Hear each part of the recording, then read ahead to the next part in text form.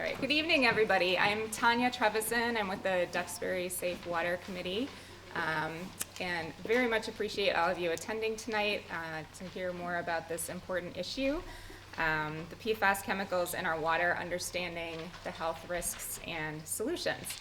So first I want to thank the Town of Duxbury for jointly presenting tonight's forum with our committee.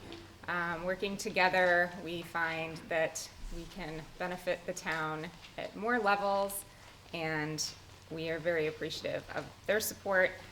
Also want to thank PAC TV for recording tonight's presentation so that we can disseminate the information to the public anytime they want to play the recording. We will have it on the Duxbury Safe Water Committee's website, and the town will be posting it on their website as well. So as for tonight's agenda, we're first going to have Dr. Laurel Shader from Silent Spring Institute present. Dr. Shader is a senior scientist at Silent Spring Institute, where she studies exposures to PFAS chemicals from drinking water, diet, and consumer products, and how PFAS can affect our health. She works with communities to develop research studies and resources to address their concerns about chemical exposures. Dr. Shader leads the Massachusetts PFAS and Your Health study, which is based in Hyannis and Ayer, and is a part of the larger CDC-funded study. Dr. Shader earned her master's and PhD in environmental engineering at the University of California, Berkeley, and a bachelor's degree in environmental engineering of science from MIT. After Dr. Shader's presentation, we're going to have a presentation by our very own select board member, Fernando Guittard, about the town's efforts to address the PFAS problem. After that, we'll have a question and answer session. So if you do have any questions of either one of the presenters, we'd ask that you save them till Fernando is finished speaking. And yeah, that'll be it. So without further ado, I welcome Dr. Shader to the podium. So thanks so much for the invitation to be a part of tonight's discussion. It's a really important discussion, and a discussion that a lot of communities across Massachusetts and across the country are having, and it's not always easy, and PFAS are a really complex and challenging issue, but it's great to see so many people turning out here to learn more tonight. So I've been studying PFAS for over 10 years at Silent Spring Institute, so welcome this opportunity to talk about the work that we've been doing, and also to listen as well. I work with people in a lot of different PFAS impacted communities, and there are a lot of shared challenges and concerns, but each community is a little bit different as well. So I look forward to learning about the challenges here in Duxbury as well. First off, I wanted to introduce you to Silent Spring Institute. We're an independent, nonprofit research organization focused on understanding links between everyday chemical exposures and health, with a particular focus on women's health and breast cancer prevention. We were founded 30 years ago now by visionary activists from the Massachusetts Breast Cancer Coalition. The executive director is actually here tonight, Cheryl Osimo. I'm gonna embarrass you because you came to cheer me up. Great to have you here. The founders of Silent Spring Institute recognized that there was a need for more research on environmental causes of breast cancer, and recognized that by understanding environmental factors playing a role in breast cancer, we could identify opportunities for prevention. And we are now a leading scientific research organization dedicated to understanding environmental causes of breast cancer, and we continue to work really closely with Mass Breast Cancer Coalition and other advocacy organizations as well. So for all of you are here to learn about PFAS, so I think you're aware of the many different challenges related to PFAS. If you just Google news on PFAS, you'll find many different facets of this challenge. Certainly PFAS has contaminated drinking water supplies all across the country. There are concerns about surface water contamination and accumulation of PFAS in fish and shellfish. There's an increasing number of sources being recognized, including wastewater and biosolids and even compost, and a number of different regulatory strategies that are being considered as well, including a bill here in Massachusetts that would ban PFAS in many different consumer product applications. So for tonight's presentation, I'm going to start with the PFAS 101. I'm guessing some of you are already quite familiar with PFAS, but maybe this is a new topic for some of you. So what are PFAS? Where are they found? Why are they such a concern? I'll talk a bit about how we can be exposed to PFAS chemicals in our daily lives and what are some of the health concerns that have been associated with PFAS exposures. And then I'll turn specifically to PFAS in drinking water, so kind of set the broader national landscape. I did learn a little bit about Duxbury's water PFAS contamination issues, and glad that there will be a local expert to follow and provide some more detailed information. And then I want to end with some things that we can do. PFAS is kind of a really big, complicated, and a bit depressing topic, but there are things that all of us can do to promote positive change as well. All right, so starting with PFAS 101, and I know it's late, so we won't get too much into the chemistry, but the chemistry of PFAS, it helps to explain both the reasons that they're so widely used and the challenges that they've created. So PFAS is not one thing. It's actually an acronym that stands for a broad family of chemicals. It stands for per and polyfluoroalkyl substances. So this is a class of over 14,000 different chemical compounds. Some of these are small molecules that can travel through the environment and end up in our drinking water and in our bodies, and some are large polymers, like Teflon polymers, that are found in, say, nonstick pans in our homes. They've been cleverly dubbed forever chemicals. They are characterized by having many fluorine-carbon bonds, and if you think back to high school chemistry, that means that these are very strong bonds, which makes these chemicals basically indestructible under normal conditions. So they're very resistant to degradation. They're also global pollutants, so they've been found in the far corners of the globe, in blood samples collected from indigenous communities living in the Arctic and in polar bears and wildlife far from where the chemicals are used or manufactured.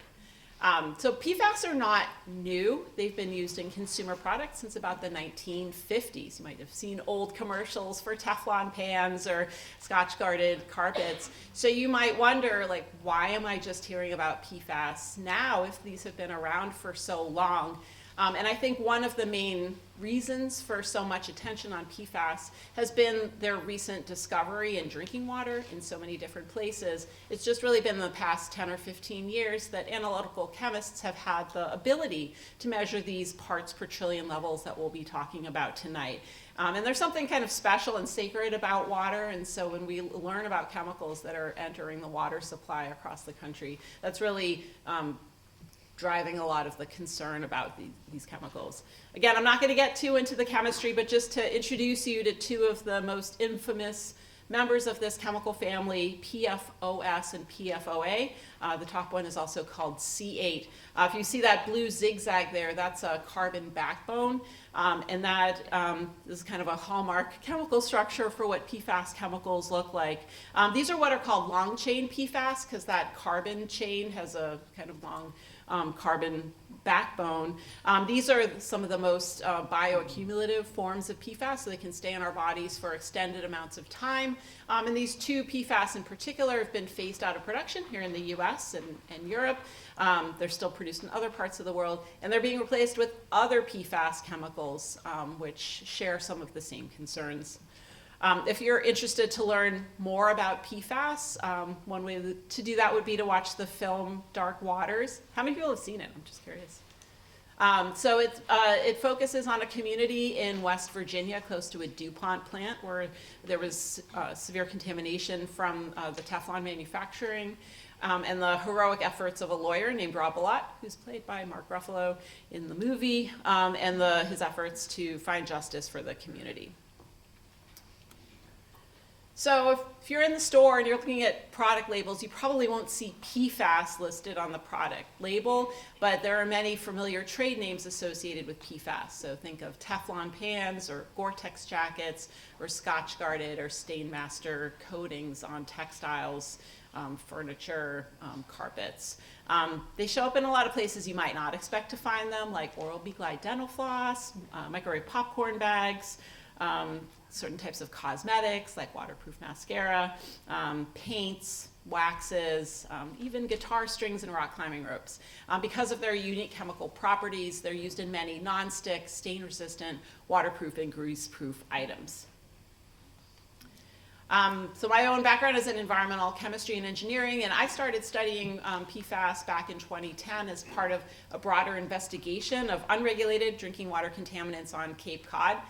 I'd never heard of PFAS before. We were looking for things like pharmaceuticals and flame retardants, and we also tested for PFAS chemicals, and we're actually the first to find them in public and private drinking water wells on Cape Cod. Since that time, my research has branched out into other directions as well. We published a pretty influential paper from 2017 on documenting PFAS in fast food packaging across the country. We've studied exposures to PFAS from things like dental floss or stain-resistant carpets in the home, as well as documenting the presence of PFAS in many stain-resistant and waterproof items targeted to children and adolescents. So from the work that we do, we contribute to the sort of broader scientific understanding of the prevalence of PFAS in our everyday environments, but we also aim to inform policy making as well. So it's been important for us to see that our work has been able to inform policies. So for instance, the state of New York implemented a ban on PFAS in food packaging, and the legislation actually specifically cited our paper. So now I wanted to talk a little bit more specifically about how we can be exposed to PFAS in our daily lives and what are some of the health concerns related to those widespread exposures. So PFAS are not naturally occurring chemicals, so all of them originate at a chemical manufacturing facility like a DuPont plant or a 3M plant. And so some of the highest levels of PFAS in the environment have been found close to industries where these chemicals are manufactured or where they are incorporated into products. From there, PFAS can enter the environment in many different ways. In addition to the local contamination close to these types of industrial facilities, another really common pathway for these chemicals into the environment is a class of firefighting foams. They're called AFFF, or aqueous film forming foam, also called Class B foams. They're used for fighting fuel fires, and they're frequently found in groundwater close to military bases, airports, and other fire training areas. Because so many products in our daily lives contain PFAS, it's not surprising that leachate from landfills can be a source of PFAS as well. I know that's an issue here in Duxbury. And then also discharges from sewage treatment plants and septic systems as well. So once these chemicals get out into the environment, we can be exposed to them in a number of different ways. I'm sure we'll be hearing a lot more tonight about drinking water as one pathway of exposure. Food can also be a source of exposure as well. The plants and animals that we eat can absorb PFAS from the surroundings or from the food that they in turn eat. PFAS from food packaging can also migrate into food as well. And then the PFAS that are in our consumer products, our Gore-Tex jackets or Scotch-guarded carpets, those chemicals don't stay put, so they can enter into the environment in our homes or schools or workplaces. Some of them are volatile, so they can actually end up in the air that we breathe in. Some of them can end up in dust, and we all ingest some bit of dust every day. They can also end up on our hands, especially if you happen to be a kid and you put your hands in your mouth a lot. There can be direct exposure that way. And then there's ongoing research to understand the extent to which these chemicals could also be exposed through our skin as well. We also know that PFAS can be passed along to infants during pregnancy and through breastfeeding. So because of the widespread use of PFAS in so many consumer products and their ability to accumulate in our bodies for long periods of time, PFAS exposures are widespread. And PFAS have been found in virtually every American's blood that's been tested. The Centers for Disease Control and Prevention does a biannual monitoring program called NHANES, so they collect blood samples from about 2,000 people as part of a broader study to understand health and nutrition across the US. And basically every blood sample that they've tested has had detectable levels of at least one of these PFAS chemicals. I mentioned PFAS and PFOA at the beginning. One of the reasons they've been phased out of production is because of the concerns about their longevity, not just in the environment, but in our bodies as well. They're particularly difficult for our bodies to excrete. And so it can take years for the amount of these the level of these chemicals in our blood to go down even by half once exposures have been started or have been stopped. So long chain PFAS can stay in our bodies for years. Now manufacturers are using short chain and other alternative PFAS compounds. They don't stay in our bodies for years, but they're still have a somewhat moderate half-life in our bodies of weeks to months. And many PFAS have not been studied in terms of their ability to accumulate in our bodies. So you might be wondering, who's most likely to have PFAS in their bodies or to have higher levels? Certainly people who work in industries where they come into contact with products that contain PFAS, like PFAS-related industries. People who wax skis have been found to have high PFAS in their blood because many ski waxes have PFAS. And there's concerns about firefighter exposures as well, both from firefighting foam and from the gear that firefighters wear. In general, older people tend to have higher levels just because we do accumulate these chemicals over our lifetime. And men generally have higher levels than women. PFAS do bind to the proteins in our blood and tend to circulate in our blood. And so women do lose blood through menstruation. Unfortunately, we do also pass along PFAS during pregnancy and breastfeeding. So that means the next generation does get exposed from an early age. And all of this is very concerning because exposures to PFAS chemicals have been linked to wide-ranging health effects. PFAS can affect our metabolism. They can lead to increased cholesterol and risk of obesity. They can affect our immune systems. A number of studies have found lower antibody levels in children in response to routine childhood vaccinations. PFAS can affect thyroid hormone levels. PFAS have been associated with reproductive effects such as preeclampsia and decreased fertility. PFAS can have developmental effects, so they've been associated with small decreases in birth weight and changes in bone density. As a breast cancer research organization, we're concerned that in laboratory animals that PFAS can alter mammary gland development. We think that it's a hallmark of chemicals that may increase breast cancer risk. And then high levels of PFAS have also been linked to certain types of cancers, such as kidney, testicular, and prostate cancer. And concerningly, some of these effects have been observed at low levels of exposure. The former head of the National Institute of Environmental Health Sciences have said or summarized this by saying, not only do we all have PFAS in our bodies, but we also know that PFAS affects almost every organ system. And I wanted to, again, emphasize that infants and children have higher exposures to PFAS and are more susceptible to the harmful effects of PFAS chemicals. Children drink more water, breathe more air, and eat more food per unit body weight. They spend a lot of time on the floor and a lot of time putting things in their mouth, so they can have higher exposures per unit body weight. And then the harmful effects of PFAS chemicals can be higher in children because of their developing systems. As well as their ability to excrete chemicals is not as fully developed as in adults. And again, PFAS can be passed along through the placenta and through breastfeeding. So there's a lot that we know about how PFAS can affect our health, but there's still a lot that we don't know as well. And I wanted to mention one of the studies that we're working on at Silent Spring Institute called the multi-site study. So this is an effort funded by the Centers for Disease Control and Prevention and their sister organization, the Agency for Toxic Substances and Disease Registry. And the broad goal is to better understand how PFAS chemicals can affect our health. the CDC and ATSDR are funding research teams in 7 states to work with local communities that have had PFAS contamination of drinking water supplies.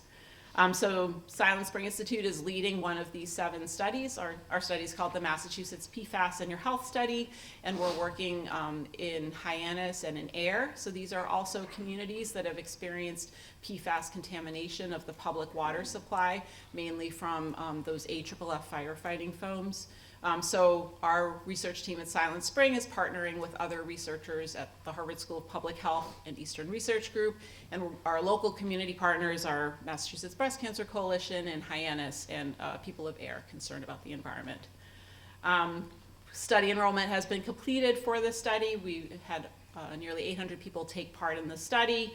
I thought I would just mention it in case you're curious to learn how we learn about how chemicals can affect our health. So participants in the study provided blood samples, they filled out questionnaires. We also administered neurobehavioral tests to children to learn whether PFAS may affect learning, memory, or behavior.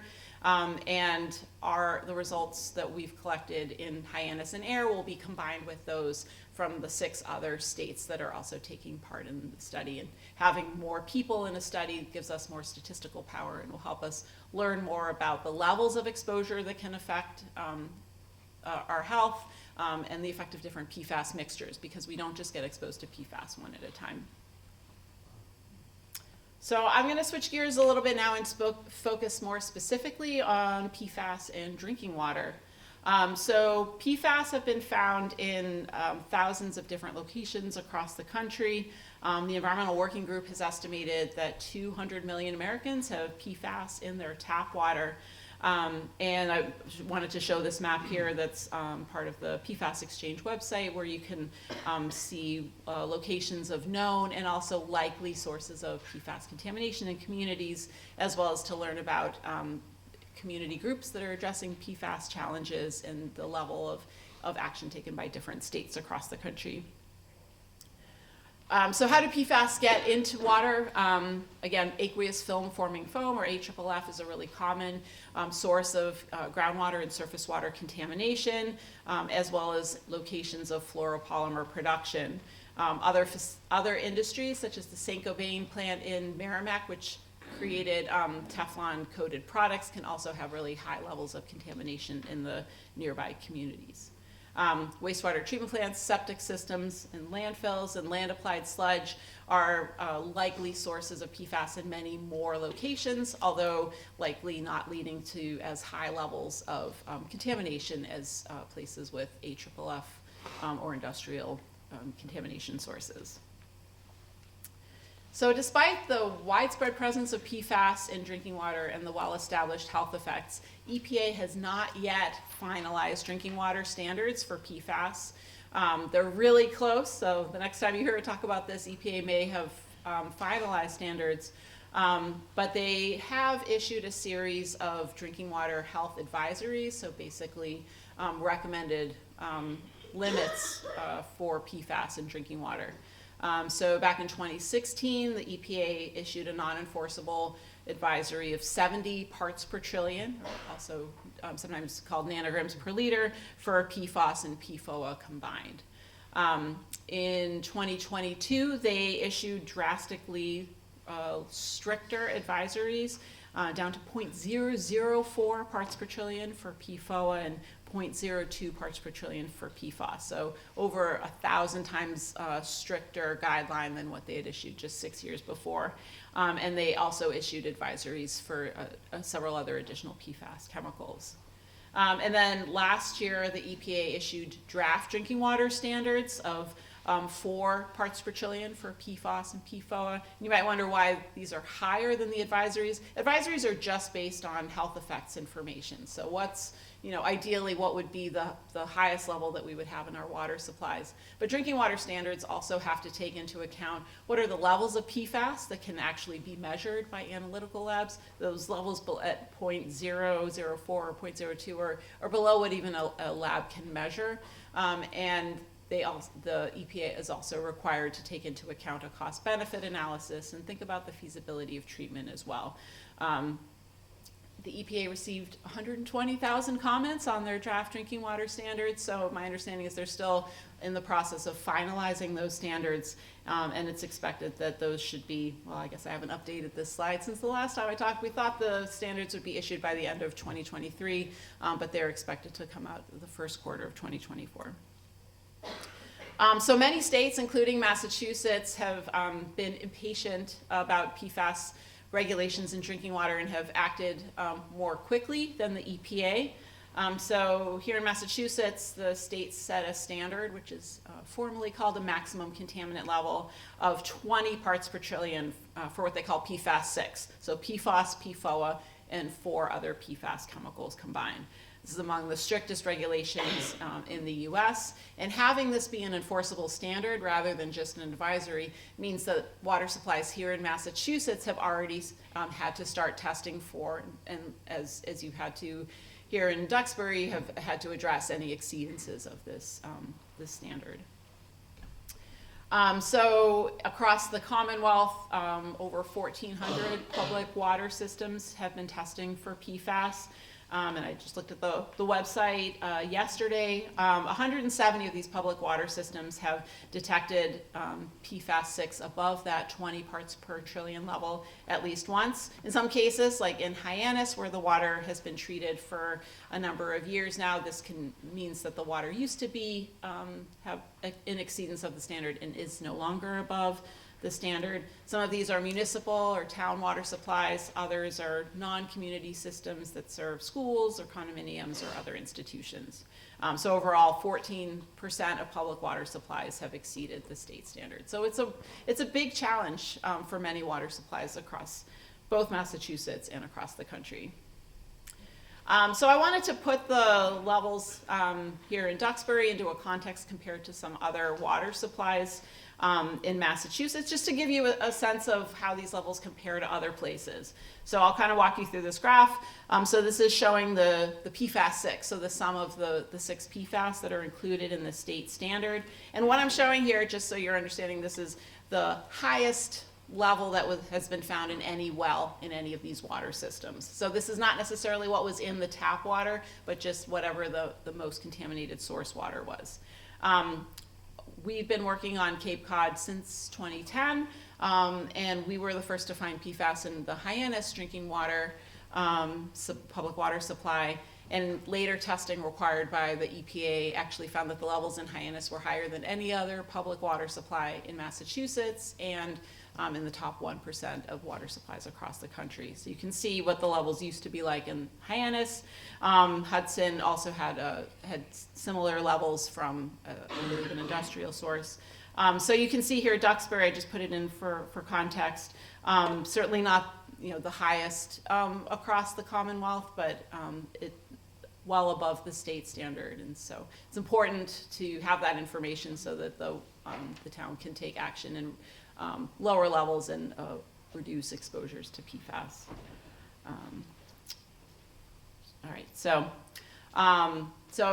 for those of you who live in Duxbury, you're going to find out more information tonight about PFAS in the Duxbury water supply, but if you're from a different town and just in general, if you want to know how to find out about if your tap water has PFAS, you can certainly call your water supply to ask for results of any recent testing.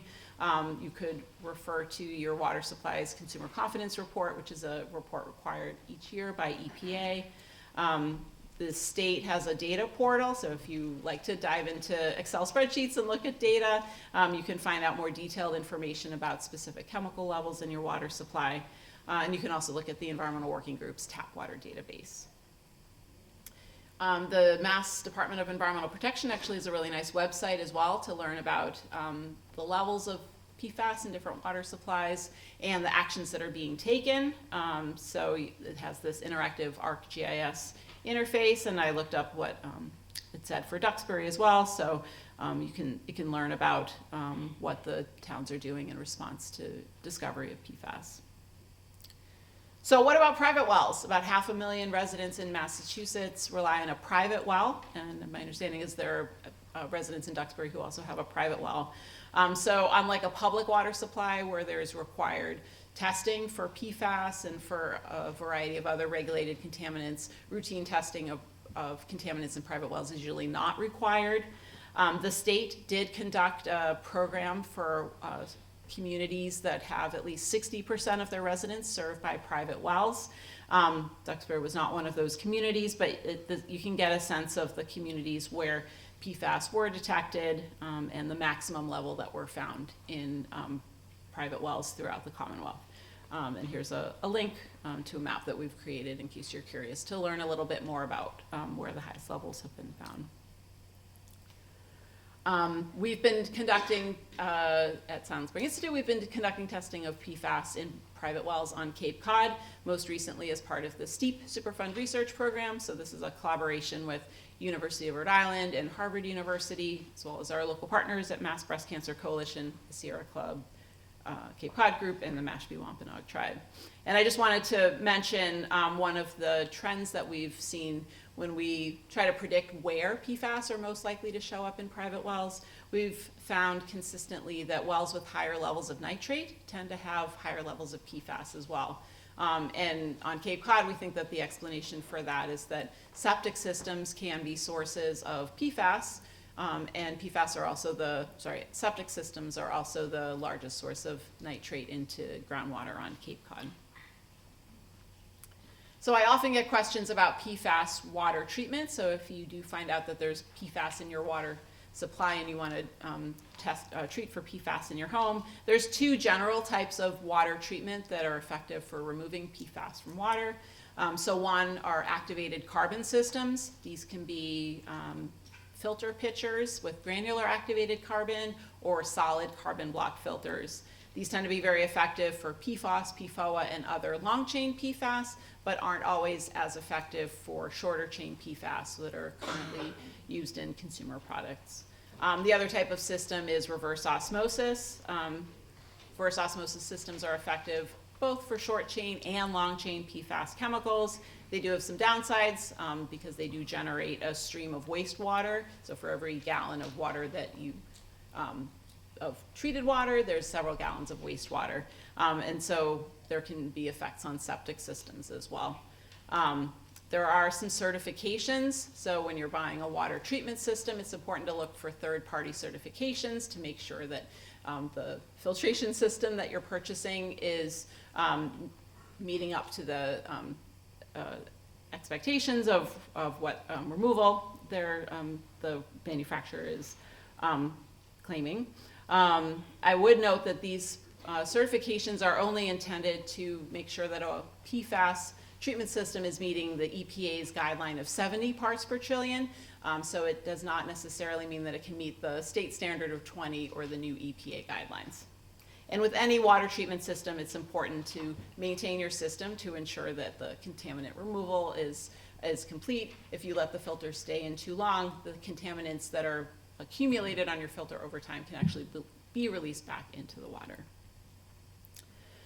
So there's a lot that we do know about PFAS, but there's many different research directions currently underway to address the gaps in our understanding. While we have quite a bit of information about the toxicity of PFAS and PFOA and some of the other long-chain PFAS, there's still a lot that we don't know about the toxicity of the newer alternative PFAS that are currently being used in products. There's a lot of gaps in our understanding of exposures among firefighters and other workers. Something that I've become aware of more recently is the potential for PFAS to be used in plastics. Certain types of plastics are actually exposed to fluorine gas to make them more inert, and that can inadvertently lead to the creation of PFAS in the plastics, including in certain types of food packaging. While we're getting a better handle on exposures from drinking water, there's still a lot of questions about exposures from fish, shellfish, and other sources of food. And there's a really burgeoning area of research on different water treatment technologies as well. So I wanted to end with some tips and ideas for things that all of us can do as individuals, as communities, to address the challenges related to PFAS. So as individual consumers, even though I study PFAS for my job, when I go to the store to buy products For my family, it can be really difficult to try to identify which products do or do not contain PFAS. In general, selecting textiles that are not stain resistant is a way to try to avoid PFAS, avoiding microwave popcorn, eating more fresh foods to avoid contact with food packaging. And if you find out that your water has PFAS, make sure to filter that water. Sort of more general rules of thumb are to really ask yourself, like, do I really need this product, or do I really need my couch to be stain resistant or to have a stain resistant tablecloth? So to really think about whether these added features of some of our modern convenience products are really necessary, when that might mean that they are containing PFAS as well. Sometimes people ask me, like, what's the one thing that I can do, or what's the most important thing that I can do to reduce my exposure to toxic chemicals? And I'd say to start with the change that you're actually able to make, because there are many different things many different toxic chemicals in our daily lives. PFAS are just one type of toxic chemical, and so try to think about whether it's avoiding microwave popcorn or reducing our reliance on plastics. There's lots of small steps that we can take. For ideas about ways that you can reduce your exposure to toxic chemicals, I would recommend checking out the Detox Me smartphone app developed by Silent Spring Institute. I also wanted to mention some online resources for those of you who might want to learn more about PFAS. Our PFAS Reach study has created the PFAS Exchange as an online resource center. We've got fact sheets on topics such as PFAS health effects and PFAS water treatment, resources for clinicians in communities where there have been high levels of exposure to PFAS. People often go to their doctors to ask questions about how PFAS could affect their health. And unfortunately, this is not typically part of medical training for clinicians. So we've got resources to help those conversations between patients and doctors when questions about PFAS exposures and health effects come up. We've developed a tool to help people interpret results of blood or water tests. And I've mentioned our Connecting Communities map, and we also have an interactive quiz to help people test their knowledge about PFAS. So here's some of the fact sheets that we've developed, the resources for clinicians, and the data interpretation tool. The STEEP project also has resources on our website as well.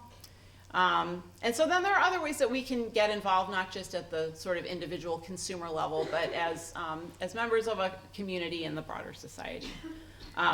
A lot of the action that's taken place on PFAS has come from retailers that have pledged to stop manufacturing or selling products that contain PFAS. So you can make your voice heard as a consumer. You can make your voice heard by voting and supporting stricter chemical safety testing and stricter regulations. You can share what you learn at events like this with your friends and family and neighbors. If you have any say over procurement policies, say in your community or for your school system or your workplace, that's one way to amplify safer purchasing decisions beyond our household level. And find out about local organizations as well as state legislation that's being considered. So I wanted to mention two groups that are advocating for PFAS legislation here in Massachusetts. The Massachusetts Breast Cancer Coalition and Clean Water Action both have information on their websites. And there's a number of actions being taken by states all across the country to turn off the tap and to start to ban products that contain PFAS, such as food packaging or paints or firefighting foams. And so the Safer States website does a great job of compiling information from different states across the country.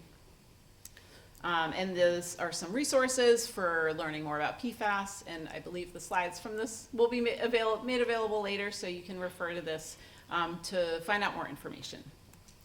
So with that, I'd like to thank you, and I try to include a picture of my kids because they're really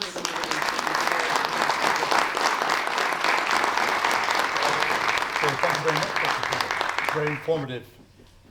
So what I'm going to cover in this section is essentially just a brief overview of our drinking water supply system, what is going on with PFAS contamination in Duxbury, and more importantly, what are we going to do about it? And so that those are the three topics I will cover in my section here. So brief overview of the system. We have 12 municipal wells, 9 water treatment systems, 126 miles of water mains distributing, and we have the distribute to 5,800 connections within the town of Duxbury, comprising residential homes and also businesses. So we have these 12 wells. They all produce basically the total amount of water that we can get from these 12 wells is about 6.8 million gallons per day. But we only really need 3.7 million gallons per day on average. That is during the summer, and obviously during the winter, when we turn off our irrigation systems, that is reduced to lower levels around 2 million gallons per day. So we have excess capacity, which is good, because we've had 2 wells shut off for quite some time. The first well is the Depot Street due to excessive manganese levels, and the Partridge well, which is the cause of our PFAS contamination. We have detected levels of up to 105 parts per trillion of PFAS-6. As soon as we detected that amount, the DPW team department shut off that well. So that well is not basically providing or contaminating our water with PFAS-6. So as I said, there's 12 wells. They are in the kind of, if you look at the map there, in the northeast corner, that's around Millbrook. There's 3 wells there. And in the central part, there's 6 wells. These are located on and around the town hall, the McNeil dump, and the transfer station. Then we have 2 in the kind of in the middle. Those are the Mayflower wells. They're just near the North Hill Pond. And then way over to the west, there's a lakeshore well just on the border with Pembroke. And these are the wells that kind of feed into the water treatment systems and then gets distributed to the homes and businesses within Duxbury. As I mentioned, there's 2 wells. They're out of service right now. The Depot Street, as I said, and also the Partridge well. In addition, this system's been around for quite some time. We have carried out a master plan update, and I'll talk a little bit more about what are we going to do to actually make. We need to do maintenance, we need to do improvements, and we need to do upgrades on our water distribution system, and I'll cover that shortly. So what are the current regulations? It's already been mentioned. Essentially, there are 20 parts per trillion of, here in Massachusetts, of PFAS-6. And so when you think about that, parts per trillion is essentially a 12-inch tile, 12 by 12 tile, covering the state of Indiana, right? That's how much 1 part per trillion is, or 1 drop of water in 20 Olympic-sized pools, right? So these are very small concentrations, and as Dr. Mentioned, only recently we've had the sophistication in our testing systems to be able to detect those low levels of PFAS. As I mentioned, the Partridge well has been taken offline since we first detected those high levels of PFAS in exceedance of our levels. So we do have PFAS in our water supply. So what on earth are we doing as a town, right? So as I mentioned, the Partridge well has been shut down.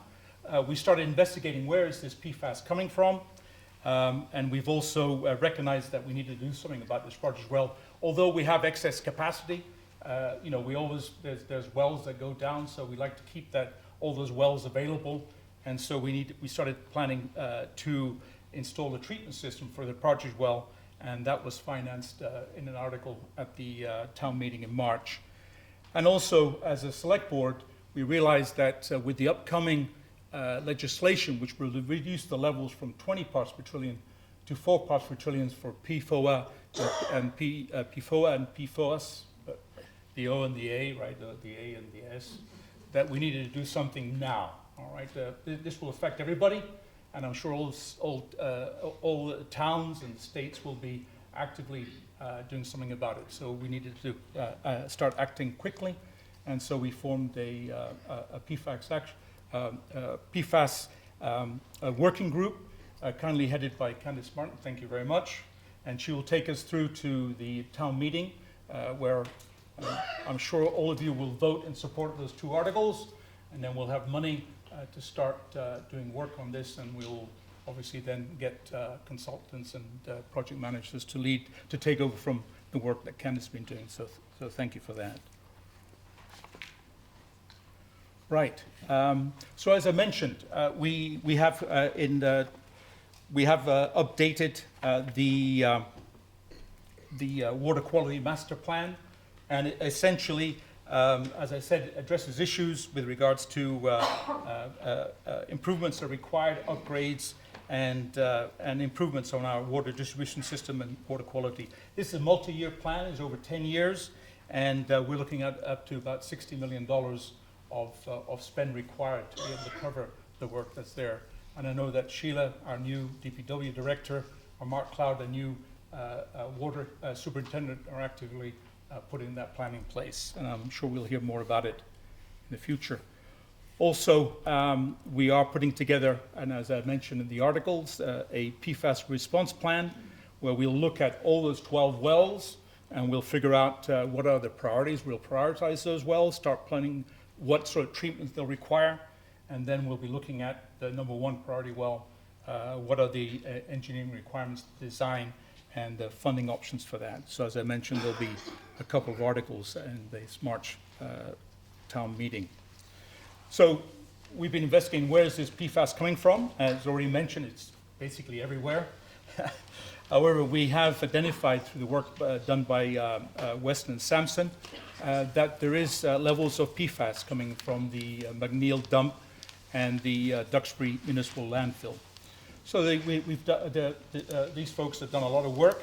The most important thing is that they have installed and have been testing the groundwater monitoring wells. In addition, what's been really cool is they put together a reservoir model, an aquifer model, where we've been able to look at the PFAS coming out of the McNeil dump and the town landfill, and kind of modeling how that plume has progressed or will progress through the aquifer and eventually come out either in Duxbury Bay or through our groundwater wells. And this is just an example of that work. It is ongoing. And I think that the key thing is with regards to this, is that we have an idea of where that plume is going from, and it's going down gradient. It's going essentially from the west to the east, all right? So it's going from like I said, to the west, east, and going into the Duxbury Bay. And the size of the plume and the movement of the plume is all dependent on how much water we're withdrawing from the wells. So obviously, as we put together our prioritization plan, this aquifer model will help us in that prioritization of those wells. There's another slide, all about PFAS and PFOA. We already covered it. Okay. There's a little slide missing, but it doesn't matter. What's really cool, that reservoir model that was put together, aquifer model, we used the data from the monitoring wells to go ahead and kind of what they call history match the levels of PFAS coming out of the McNeil dump and the landfill. And what's really interesting is that actually most of the PFAS that we're observing in the monitoring wells is coming out of the landfill. So obviously at some point in time we've got to look at how do we prevent that leachate from entering our drinking water supply. And as already mentioned, PFAS is everywhere, and so it's not just the landfill, but obviously more than likely the septic systems, and there's a whole list of sources of PFAS and why they're entering into our drinking water supply. So as I mentioned, we are working on the Partridge well, and we're expecting the preliminary design for that well and the recommendations to be available in the first quarter of this year. There's going to be 2 articles, as I mentioned, the PFAS prioritization plan in the amount of $610,000, and essentially we'll look at all those 12 wells. We'll kind of develop kind of preliminary treatment plans, and then based on that model, based on how much water these wells produce, we'll then prioritize which well, which is our number one well, which is the second article. Then that will, once we selected that well, with the money, the $1.7 million, we'll be able to go ahead and start designing the treatment plant for that well and all the necessary permits for us to go ahead. And the total cost, right now, just a rough estimate of having to treat the 12 wells is in the order of about $75 to $100 million. Right? These are pretty complex systems. There's a couple of options out there. Obviously, the most common one is charcoal, granulated charcoal, right? So the water is a filtration system. You've got charcoal. There's also ion exchange, which is being used in Easton, a little bit more expensive. And there are other technologies that are being developed with regards to how do we treat and how do we remove PFAS from our drinking water. So the next steps, as I mentioned, the partridge well design, the warrant articles, and then the timeline we anticipate probably all depending on funding and the whole process of procurement, design, permitting, all that kind of stuff. So we're talking maybe multiple year, 2, 3, maybe 4 years before we'll be in a position here to say that all our wells have some form of PFAS filtration installed. So with that, before I finish, I just want to recognize that this is, as Tanya mentioned, this is quite it involves a lot of teamwork. So I want to thank DPW, Sheila Gartsey, Mark Cloud for their work. Also the Board of Health, Melissa Rosenblatt has been very helpful. We also have, as I mentioned, Candice Martin, the Water Advisory Board with Tanya, Bo Boynton, and Paul Kean. We have our environmental partners, Brian Trahan has been helping us, and we have our expert at large, Jim Begley. He's always there providing some really cool stuff for us. Appreciate that. And last but not least, obviously the Duxbury Safe Water Committee for all their work in setting up this forum and bringing this information to all of you. So with that, I'll conclude and hand over to any questions. Thank you.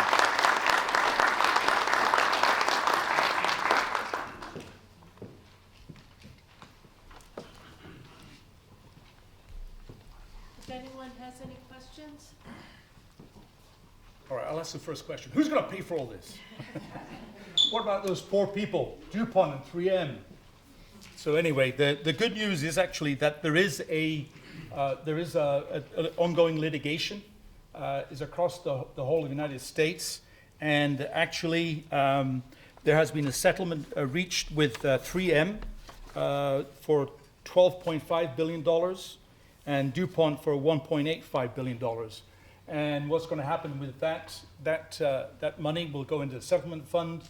And then we have, Duxbury as a town, we've been importing data, providing data on our PFAS levels in that one well.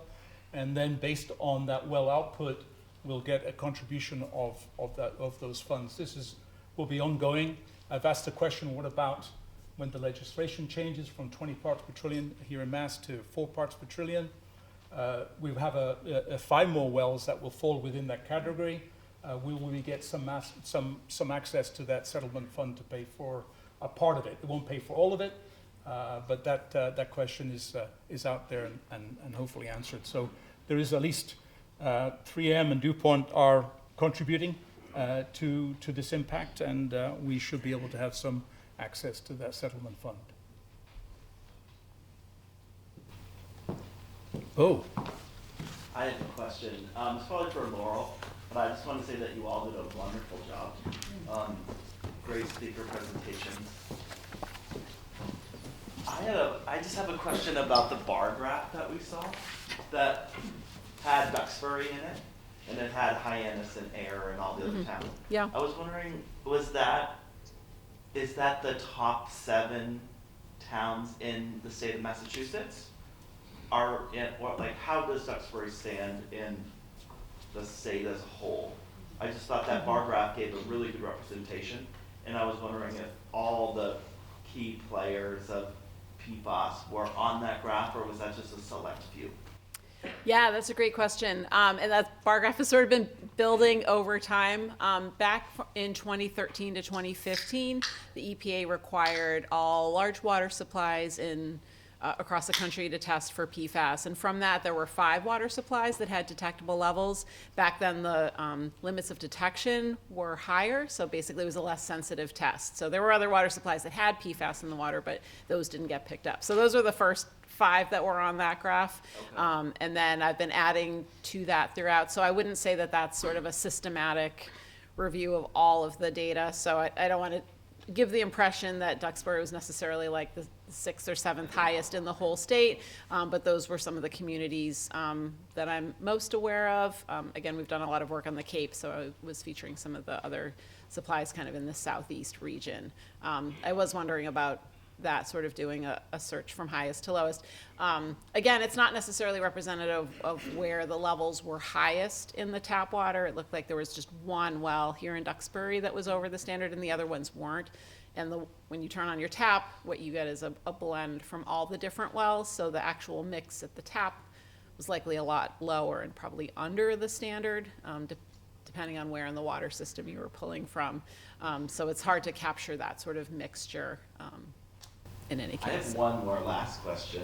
If I was buying something as simple as like a new ski parka, would you have a recommendation on like key items I would look for on the labels that would help me stay away from PFAS components? So there's a website, one of the ones that I had on my resources page called PFAS Central, and they've listed out, I think the list of products that don't contain PFAS might be shorter than the list of products that do. So they have a list of products, for instance, outerwear, apparel, that they know is PFAS free. It's been a challenge for companies like Patagonia that have wanted to create PFAS free products. PFAS have a lot of helpful properties, and so they have been in the past, have been an essential part of waterproof clothing that's also breathable. I think Patagonia does have a PFAS-free option now. So I would go to the PFAS Central just to double check. Again, looking at the product label, it can be really hard to decipher what's on there. And it can be tricky because PFAS are kind of this acronym stew. So you can buy a frying pan and it'll say PFOA free, PFOA free. And all that means is that it doesn't have PFOA, but there's still the thousands of other ones that might be in there. So, but if it says PFAS free, PFAS, that's the whole family, they're making a statement that that does not contain PFAS. But you can always do some searching online and check the PFAS Central. Thank you. Yep.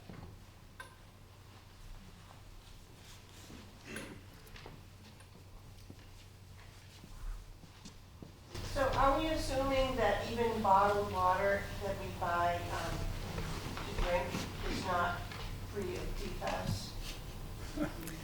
That is such a great question. I'm glad you asked that. So bottled water falls under sort of a different regulatory framework than tap water. So public water supplies have to test for regulated contaminants. Bottled water is not routinely tested for PFAS or other chemicals. And so sometimes it's just tap water that's bottled. Sometimes it is, from a really pristine location.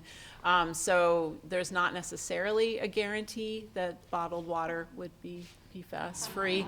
And in fact, anecdotally, I think it was in New Hampshire that the state was looking to provide bottled water to a community where the public water supply had PFAS. And they wanted to make sure they weren't handing out water that had PFAS, so they did some testing, and they actually found that there was a brand of bottled water, I think it was from Haverhill, where there's actually PFAS in the groundwater there. So there's no guarantee. I'd say if you're concerned about PFAS in drinking water, we tend to steer people towards testing and treating rather than relying on bottled water from the perspective of PFAS, but also from plastics, and just it's not a very sustainable way to provide water. Yes, for Duxbury, it was a reasonably small community population-wise. 75 to $100 million is a lot of money. Have you heard from similar towns? And is the state into this supplying a funding source? Yeah. Mark and Sheila, do you want to maybe, is there some context behind that? Again, that I'm not aware of but it's out there and there's a recognition that this is a lot of money. And so we're anticipating that there will be some support from the state to cover some of these expenses. Yeah. They probably do it after they lowered the limit to 4. Right. I mean, this is a big step to go from 20 down to 4. And so in a town like ours, we will basically, we'll have 6 wells. Half of our wells will be at or just below the 4 parts per trillion, right? And I'm sure we won't be the only ones. So I anticipate that there's going to be, that question's going to come up and we're going to have to, the state will need to think hard and long about how do we support the towns and communities that need to address this. Will the wells be turned off if once regulations go down and they don't meet that? Yeah, so again, we need to, we'll wait until that regulation appears. I suspect there will be a grandfather period such that we need to work quickly. And that's why we've formed this team. That's why we're having those 2 articles in place. We need to move now. Anticipating that legislation will come in place in 2025, so we've got a couple of years. But anticipate that there will be a period there where, not good, but we that will be allowed to, the 4 parts per trillion, which is the trouble is that slide there that had that is no longer there, but it's around 4 parts per trillion in those 5 wells. So we will have a grace period, I suspect, but we will aim to get wells and the treatment facilities installed as fast as we can. Yes, I want to ask, where does the capping and the maintenance of the McNeil dump fall into this plan? Because if that is causing contamination into the plume and then we put filters on the wells, are we kind of fighting and we have to maintain the filters on the wells? Would that be causing an issue? Yeah. So we will at some point look at what we can do to the leachate, capture that leachate and treat it so it doesn't go into the groundwater. But in essence, as we've described, PFAS is everywhere. It's all, when we use our septic systems, we are contributing to PFAS in the system. The Lakeshore well, it's miles away from the McNeil dump, but has levels of PFAS around 2 to 3 parts per trillion, right? So yes, it's contributing to 1 well. We still haven't figured out what the contribution is to Partridge Well. So it is an issue. But the most important thing is we need to focus our energies right now on getting treatment systems installed on our wells.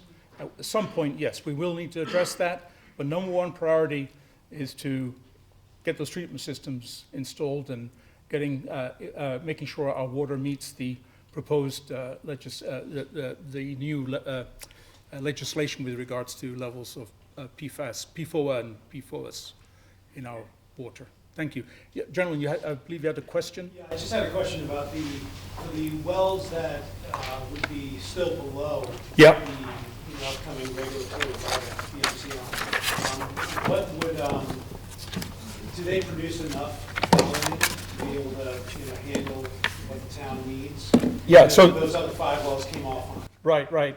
So basically what we can do, again, I think you mentioned it, is that we can look at the balance of how much each well produces and the levels of PFAS, and we can maybe optimize the levels or dilute, shall we say. So that's work that needs to be done.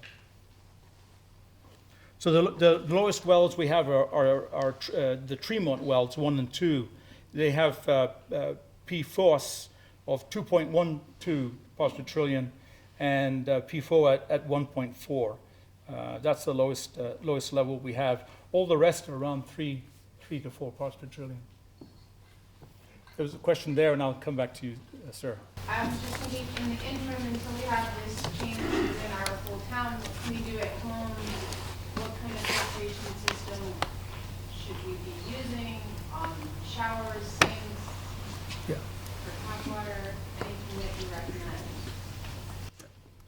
Yeah, so as I said, there's two sort of general types of treatment for home water treatment systems. So an activated carbon system or a reverse osmosis system, and those can be at the activated carbon can be at the point of use, or it could be for the whole house. Reverse osmosis is typically right at the point of use.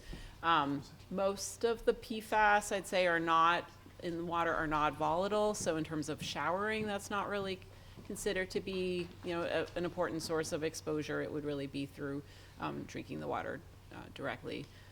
And if you look at the PFAS Exchange website or other, like the National Sanitation Foundation, they have recommendations for third-party certification of filters that meet their standards. Again, that's only guaranteeing that it's meeting that 70 parts per trillion standard rather than the newer, lower standards. There was a question at the end here. Yeah, is there any plans with the town to reduce the amount of fertilization that people, with their lawns and watering? Yeah. In fact, that's a topic that that the Duxbury Bay Commission is working on. So we're looking at we've been looking at the oyster farming regulations, and also we're looking at nitrogen levels within the bay, so the state of the bay. So yes, that's one area that people can certainly contribute, is by reducing the amount of fertilizers they use on their lawns, right? So, yep. And fertilize at the right time of year, right? So that's another thing too, that is where, at the shoulder seasons where it's most effective, so, yeah. As far as the filtration system is concerned, the latest issue of Consumer Reports is titled Better, Safer Drinking Water. And the only filtration product like Brita that they approve that really gets rid of PFAS is one called Zero Water. And I have no reason to promote this, but you can get it at like Home Depot. So, have you heard about that? I haven't, sorry, no. I mean, yeah, we don't tend to recommend specific filters. I don't have a reason to doubt what the Consumer Reports is saying. Just with any type of treatment system, again, it's really important to change out those filters per the recommendations. Yes, Brian. Question for Dr. Scheiner. So during the presentation, you mentioned that the exposure is widespread and includes water, food, consumer products. Here we're talking about water. Can you provide an estimate or a suggestion of approximately how much of our exposure is attributable to tap water? And if we are able to reduce the concentration to 4 or 0, hopefully we have nothing but hydrogen and oxygen in our water, but assuming we can get it down to an acceptable level, what does that do in terms of public health and our overall exposure? It's still in the environment, but eliminating it from the water does what for us generally? Yeah, no, that's a great question in terms of the proportion of exposure that we get from drinking water, and it depends how high the levels are in your drinking water. I know in the state of New Jersey's risk assessment, they actually did some calculations to figure out at what level of PFAS in the drinking water becomes that most important source of exposure. And as PFAS and PFOA are no longer used in consumer products, then the water might be an increasingly important part of that contribution. So I don't have a single number off the top of my head in terms of where at what level in the drinking water is that contributing a majority of your exposure. I would say a couple of extra things. One is that when the EPA is considering drinking water standards, and I said, there's what the health advisories were, which were much, much lower than what the drinking water standards are, they're required to take into account whether setting a standard at that level offers an opportunity for meaningful protection of public health. So they do take into account other pathways of exposure as well. But it is a really good point that drinking water is not the only source of exposure. I think there's something different about water, and people have an expectation when they turn their tap on that there aren't these other chemicals in the water. We have a little more control over the products we bring into our home, but we don't have that much control as individuals in terms of what's in our drinking water. But I think it's an important point that we can't just think about treatment at the end. We have to think about upstream and turning off the tap and how we can, as a class, reduce our reliance on PFAS more generally. I hope that answered your question. Gentleman in front of a friend. $70 million solution solves the problem, absolutely.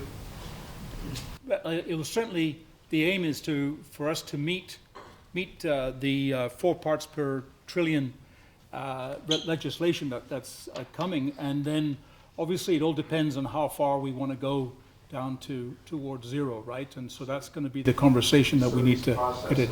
The process is a process, right? Has been vetted, tested, yeah, and approved by the federal government. Who puts the imprimatur on it and says this is the solution? Right. Oh, the carbon filtration, if that's what we go with, or the ion exchange. Yeah. I mean, Melissa, is there? The gentleman was asking if there's a certification for that. I mean, what you do is you build it, you put water through it, and you test the exit, and you verify that there's no PFAS coming out, right? So the system works. If maybe that answers that question, I'm not sure. Is there a certification, or is there legislation, or is there something which says that carbon filtration is? So it's part of the design process, but these are also called designed as best available technology to meet the objectives. And also, you look at the water quality coming out of what's called finished water quality, the water quality of what's delivered to the consumers. And if that's below the set standard, then that is considered... It works. A success. That doesn't mean that you're not going to see a concentration of PFAS in the finished water, but you're working towards the lowest possible concentration. Right. Maybe Dr. Shader has something she wants to add. Yeah. So by the way, that was Melissa from the Board of Health. Rosenblatt. Right. Just thinking kind of in a different direction as well. When I started doing work on unregulated drinking water contaminants back in 2010, PFAS were just one of a whole range of things that we were looking at as well.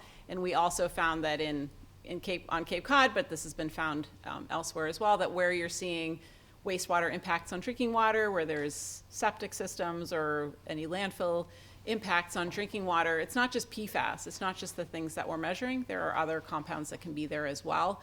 Our work had also found that higher nitrate wells tended to have pharmaceuticals or flame retardants or artificial sweeteners, and they're there even if you're not testing for them. So I know the standards are written specifically for PFAS, and that's where we have the greatest concern about low-level exposures, but there's kind of a co-benefit in that if there are any other contaminants from wastewater or from the landfill getting into the drinking water, that those are being filtered out as well. Yeah, please, yeah. So, along those lines, I'm sorry. Come on over. Standing on the side. So you'll get on TV, right? So along those lines, there may be other contaminants that are present in the water, and as Dr. Shader said, you get that benefit, and that's why we're going to look at each of these wells individually, because the water quality in each one is slightly different. We may have some other contaminants that will make one treatment approach better than another. So just necessary to look at everything on an individual basis. Thank you. Yes. But the success of Duxbury is probably dependent upon all the towns that surround us. Because even you alluded to the fact that the one well that's way away still has traces, even though it's far away from the higher concentrated wells in our system. So what's going on with Pembroke and Kingston and our neighbors? Right. So I think bottom line is, as Dr. Schrader has quite eloquently said, there's PFAS in the system, right? So the only thing we need to focus on is, like I said, is to basically treat the discharge, right? To make sure that we put a treatment system in there to remove PFAS so it doesn't get into our drinking water. That's all we can do. The bigger problem of how do we prevent PFAS from getting into the environment, right? There's already started with the legislation preventing PFOA and PFOS, but there's other PFOS compounds out there, right? So maybe it's a terrible thing to say, but maybe the horse has left the barn, so to speak, about getting it into the system. So all we can do is, on our drinking water wells, put treatment systems on there and measure the output of that drinking water to ensure that we meet the levels of PFAS, minimum levels of permissible of PFAS that we want in our drinking water. That's all we can do. But there are some towns around us that have already done that, right? Like, was it Norwell, Hanover, somebody has already put some of the carbon filters in? Does anybody know anything about their success? Or? The only one I'm aware of is the Easton there. Easton. Yeah, in Hyannis. Hyannis. We in fact, DPW director and Jim, you went over there and visited the system in Hyannis. Was in Hyannis, right? And it's quite a complex beast. But they've achieved and removed PFAS from their drinking water. It's good to know. Yeah. So there are other examples as well. Ayer, Mashpee, the earlier towns that discovered this problem, a couple of years ago, have been dealing with this and sort of paving the way, I guess, for solutions. So it's great to hear that there's sort of lessons to be learned from Hyannis and the other communities that have addressed this earlier. Hyannis has spent $20 million so far putting on carbon filtration on all of their wells as well. So it's not an inexpensive solution, but important. There's a lady over there. Is that okay? Is there any correlation between private septic systems versus like town?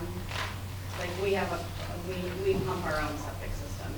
Is there any correlation, on site versus like town sewage? Like with houses that would be more contaminated, or I don't know. I have no idea to that, right? So we do have. There's a public system. There's the Bay Road. There's a septic system. The schools have a septic system. There's at Bluefish, but yeah, I don't have the answer for that. Bo. I have another question, Dr. Schneider. With these well-purified waters, these well-filtered waters, are there any like good things such as minerals that are filtered out, and like should we in the future think better about our diets, like be more likely to take a multivitamin because we're not getting the minerals from the natural water? Does that play in at all?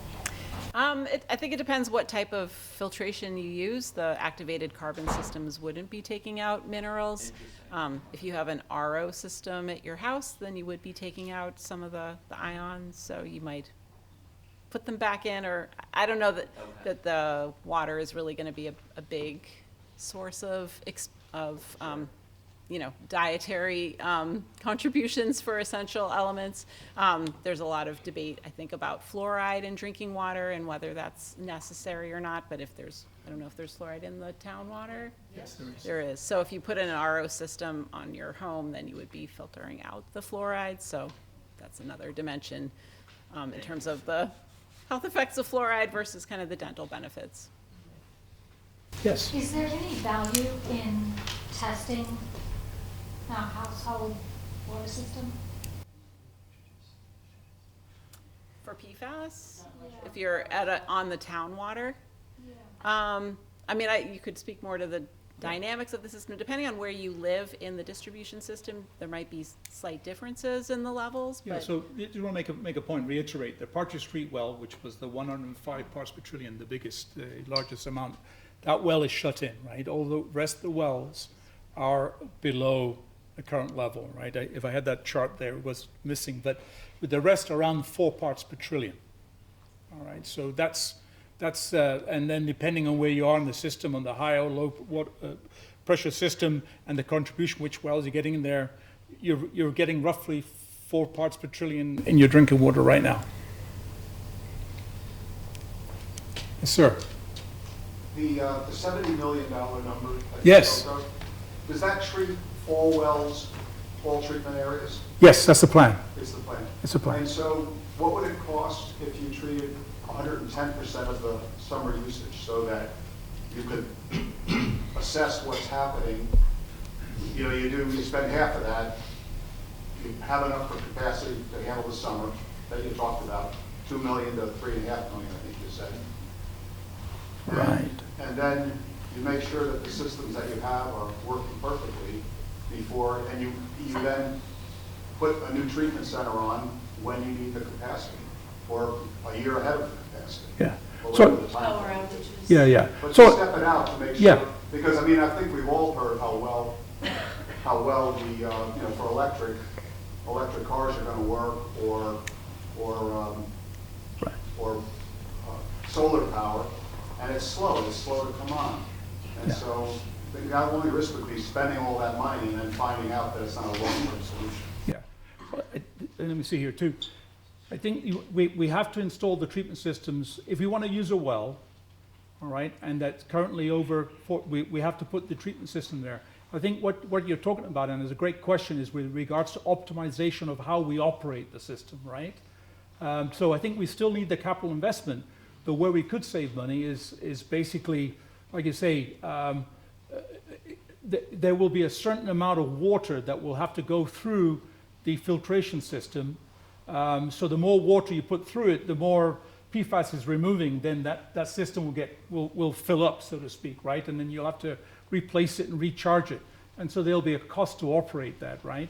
So yeah, I'd say in the summertime, in the wintertime when we have less usage, then we can make these we can prolong the life of and the changeover time, so to speak, of the filtrate of the system that we're using.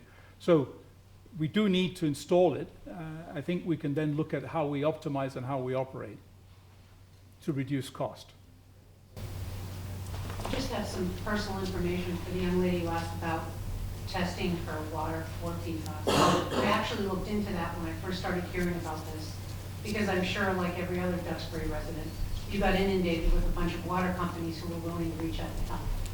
So I contacted at least 3 of them, and the base water testing that they do for home water supply does not include that kind of testing.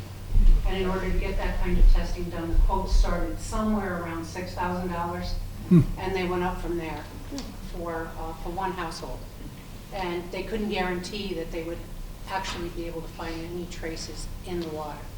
So the answer to the question is we have to rely, I guess, on what the town is telling us and trust that we're getting the right information, because it's almost impossible to find it anywhere else. At least I couldn't find it anywhere else. So just- I'll just add, there are a couple of companies that offer home water testing. If you're on the public water supply, then you sort of know what the value will be in your water. But if you were curious and wanted to do testing, there are a couple of companies that offer testing to individuals, and you can look on the state Department of Environmental Protection's website. They have state certified labs for doing PFAS testing. Those tests run a few $100s. There are a couple of kind of national companies. One of them is called Cyclopure. I don't remember the name of the other one, where you can order a kit and they'll send it to your house and you can put it back in the mail, and those are a little bit cheaper. But again, if you're on the town water supply, I don't think you'll learn anything different than is done from the testing that the town is doing. If you're on a private well, then it's worthwhile to do that testing. So Mark, by legislation, we test quarterly, correct? Yes. And we test all our wells for PFAS quarterly. Yes. Right. And then obviously the trend right now is basically pretty constant, is not increasing we've seen so far, except for obviously the Partridge well. Is that a fair statement? We pay close to $400 for each test. And $400 for each test.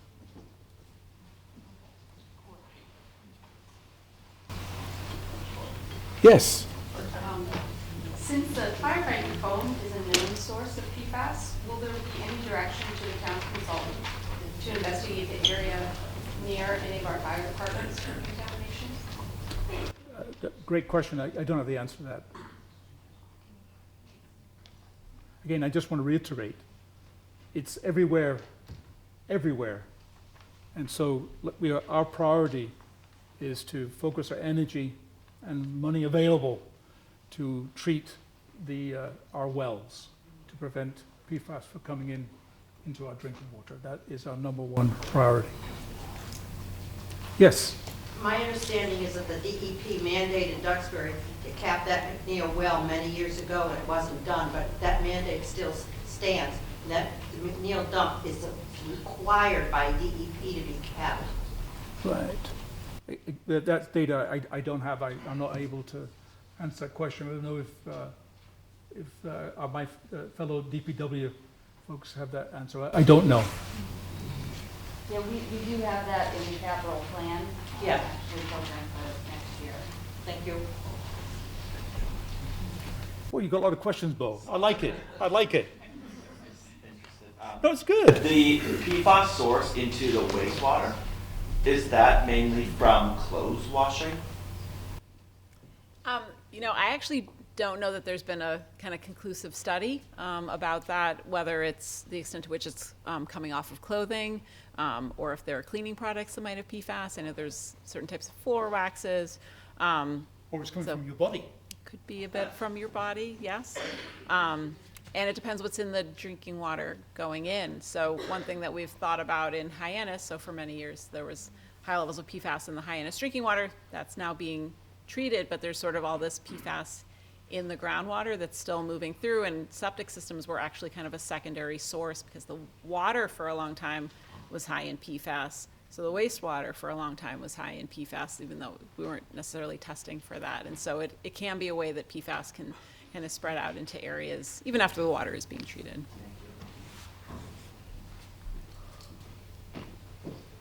Jim, our resident expert. I just wanted to help with the question. Hey, Jim, you need to get on TV. Come on.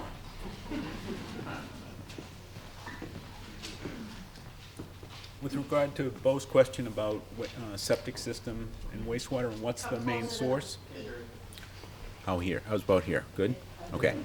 So it's related in a way. I read a study that was done by a large landfill management company, and they tested all of the incoming waste streams to their landfills to see what's the biggest source of PFAS in their own leachate in the landfill.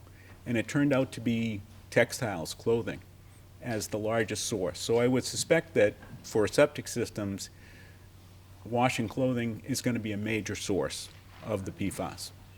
Okay. Thank you. All right, I learned something today. Thank you, Jim.